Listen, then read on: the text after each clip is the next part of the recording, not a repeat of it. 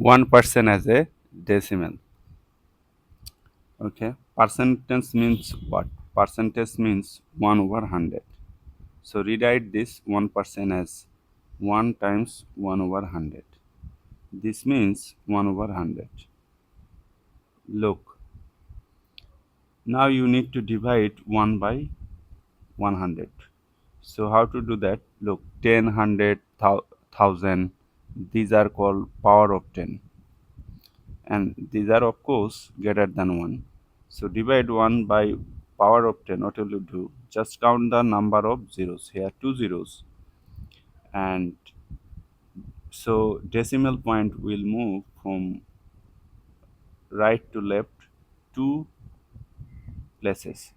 Since 1 is a whole number, so decimal point, you have to consider decimal point here. So 2 plus 1 plus 2 plus. So you are getting decimal 0 1.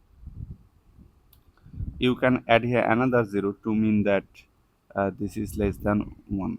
So 1% as a decimal is 0.01. Look here, dividend is 1 and divisor is 100. So how many group you can form? Since divisor is greater than dividend, so we will have less group.